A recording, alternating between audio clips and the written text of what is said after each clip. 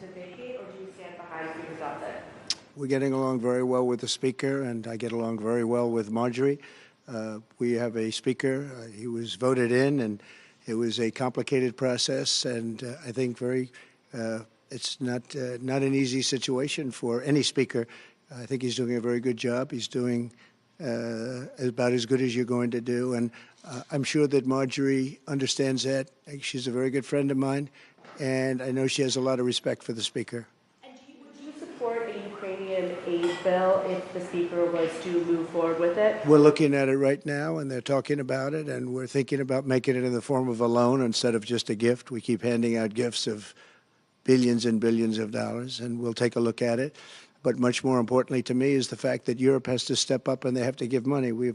They have to equalize. If they don't equalize, I'm very upset about it because they're affected much more than we are. The Ukraine situation would have never happened if I was president, would have never, ever happened. And everybody says that, including Democrats, that it happened is such an outrage. Millions of people are dead right now, both sides. Millions of people are dead. Cities are blown to ashes. You'll never rebuild those cities. That's certainly not like they were, so beautiful. And this is something should have never happened. October 7th should have never happened in Israel. Should have never happened. What happened there was outrageous. Iran was broke when I was president. People weren't buying oil from Iran. They weren't allowed to. If they were going to buy oil from Iran, then they weren't going to do any business in the U.S. And I said it to China. I said it to everybody. They weren't doing business. They were broke. They didn't have money for Hamas. They didn't have money for Hezbollah. It would have never happened. October 7th would have never happened. It did happen, and now it's a disaster, and it's only getting worse. So it's very sad. No, I stand with the Speaker. We've had a very good relationship. Mr. President, while you were in office, you said that you would sign a federal abortion ban if Congress sent it to your desk. Why should Americans trust your word that you would not do it now if you were reelected? Because we don't need it any longer, because we broke Roe v. Wade, and we did something that nobody thought was possible.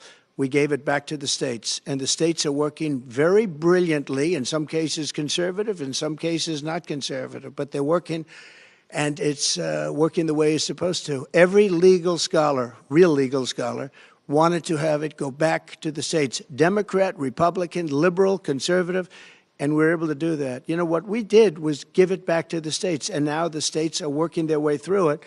And you're having some very, very beautiful harmony, to be honest with you. You have some cases like Arizona that went back to like 1864 or something like that, and a judge made a ruling, but that's going to be changed by government. They're going to be changing that. I disagree with that.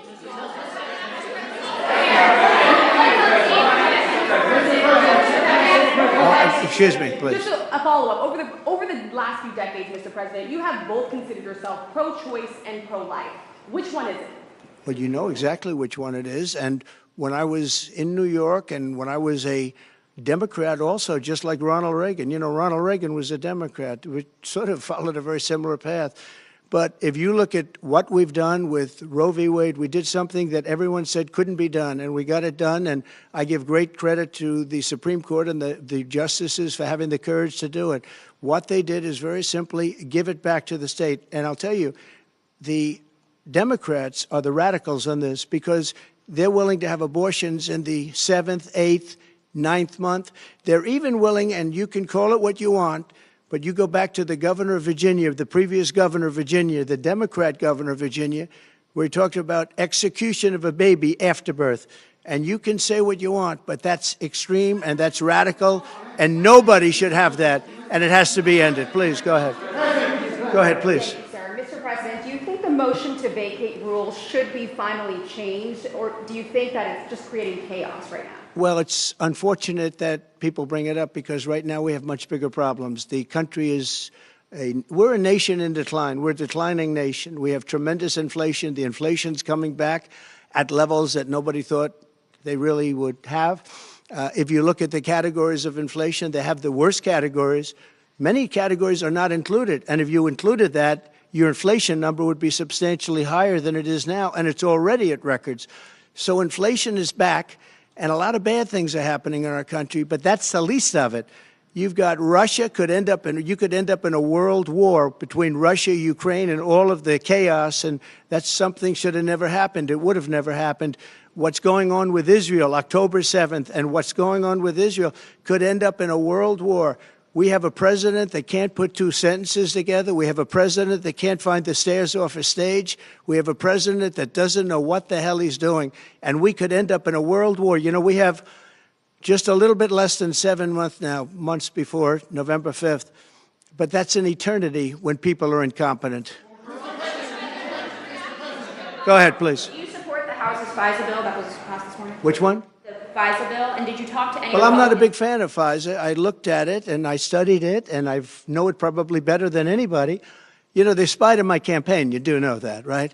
And they did lots of other bad things. I'm not a big fan of FISA, but I told everybody, I said, do what you want. They put a lot of checks and balances on, and I guess it's down to 2 years now, so that it would come due in the early part of my administration on the basis that we live up to the polls, because all the polls, we just had another one come out, we're leading by a lot, but it comes out quickly. I said, you do what you want, but I'm not a big fan of FISA. I think it's terrible. Yeah, Bob? You plan to testify in your trial in New York? Yeah, I would testify, absolutely. It's a scam. It's a scam. That's not a trial. That's not a trial. That's a scam. If you read Jonathan Turley, if you read Andy McCarthy, if you read the legal, they said there's not even a case there. That's election interference by the Biden administration. They actually took their top guy, one of their top guys, put him into the DA's office to run it, and it's a shame. What they have done is incredible. It's election interference, and it's got to stop. It's a third world country. This country's never done it.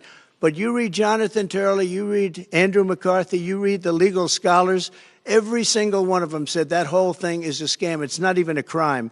And what they're doing is a crime. They are criminals. All right, Bob? Can I just follow up on that? Why do you believe it is important for you to testify, take the stand in this upcoming trial? And what are you watching as jury selection begins in New York? Well, you know, jury selection is largely luck. It depends who you get.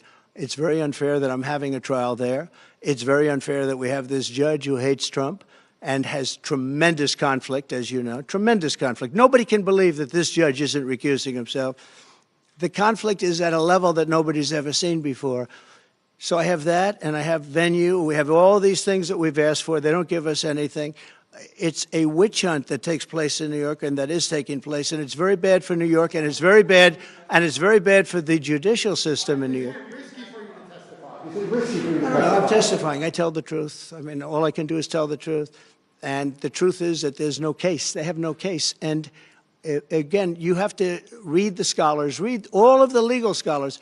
I haven't seen one legal scholar that said this is a case. And in fact, even you people said, oh, gee, that's too bad, this is the first one.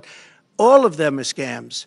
They're all about election interference. We have a president that doesn't know where he is. He can't speak. The whole world is collapsing. The world is on fire. They have no respect for our country anymore. And the only way he thinks he can win is by doing this, you know, trials of Trump. We have Fawny in Atlanta, who's been so discredited now. That was a setup with her boyfriend so they could take trips and take a lot of money out. And that's something that should be dismissed. Not just the prosecutor dismissed, the case should be dismissed. Every single one of them said, look at what happened with Biden. He gets off scot-free. With 50 years of documents and classified information, he gets off scot-free.